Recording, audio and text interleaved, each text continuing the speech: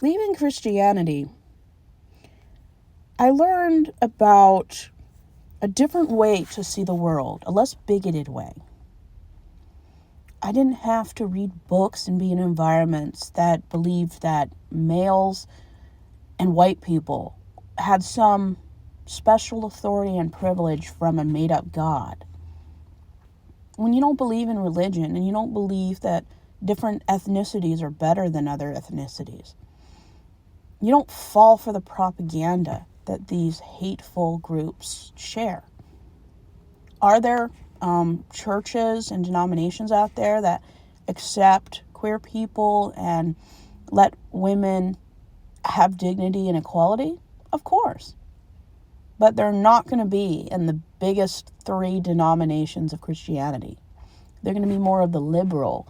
They're well-known denominations. They're just not the big three. And it's ironic that the big three have the highest CSA and SA statistics. My mom grew up in an Assembly of God, and recently they've been accused of hiding certain crimes. That's never a surprise these days.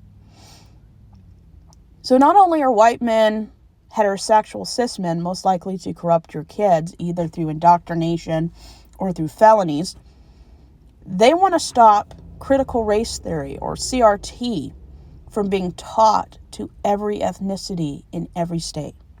Because critical race theory, CRT, explains the rampant racism and violence and the white supremacy mass shootings that exist in what they call Christian America.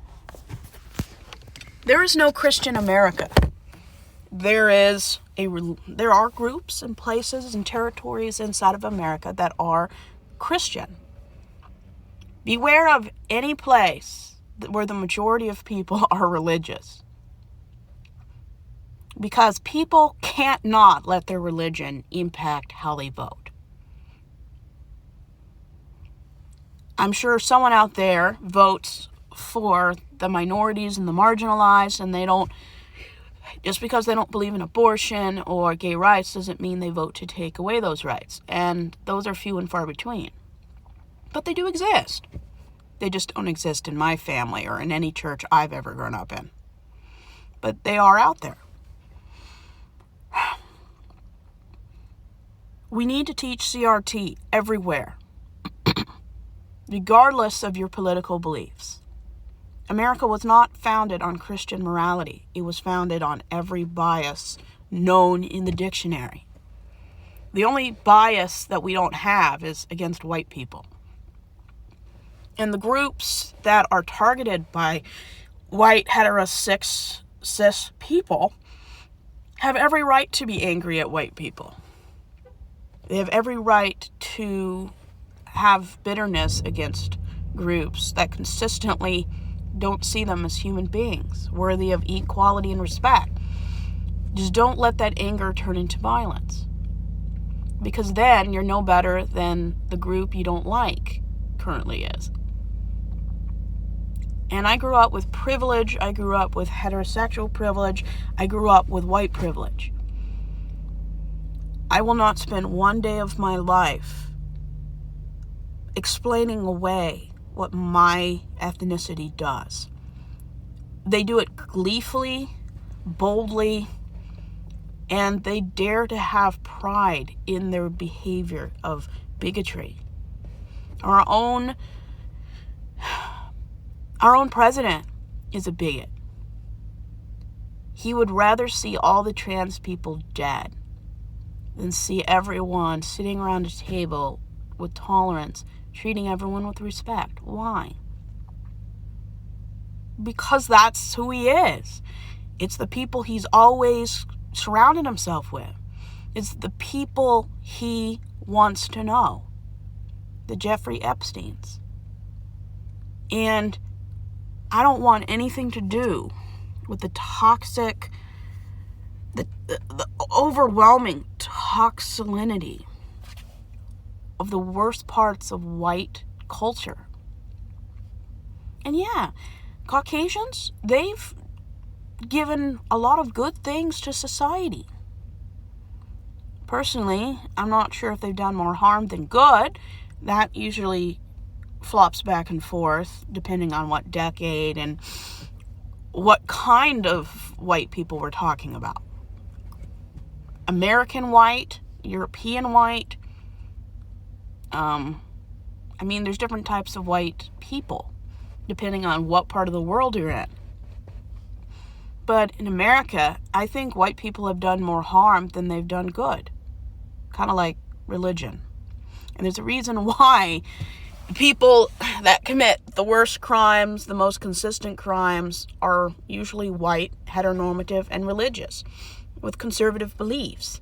Because all of those institutions back up the privilege that they have accepted as normal, and it's not normal. Critical race theory teaches that the biases that exist are due to race, ethnicity, location, and how much money you make, and your gender. So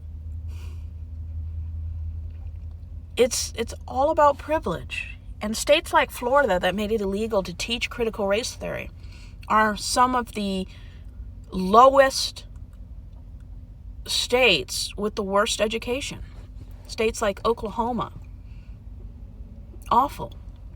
I would not be proud being 50th in 50 states. The goal is to be number one. It's like playing golf. He who gets the lower score wins. And I guess Oklahoma hasn't gotten the message. You want to be number one, not number 50. In critical race theory, if you don't teach the next generation and the next generation how racism works, why racism thrives, and what racism is capable of doing, things like the Oklahoma City bombing, 9/11, most of the mass shooters, the Turner Diaries, lynchings. If kids don't understand the reality of racism, when you forget racism exists, that's when it takes over again. Racism never goes anywhere. It just retreats, lies dormant, changes their symbols, their colors, their uniforms, and their ideology enough to mask who they are. But white supremacy right now is just like being a Nazi. And atheism taught me that critical race theory, CRT, is critical. If the next generation isn't aware of how deep racism goes and how it keeps society from progressing at the pace it needs to progress, we won't survive as a nation. Any nation that treated women and minorities like crap, the majority of them aren't around anymore.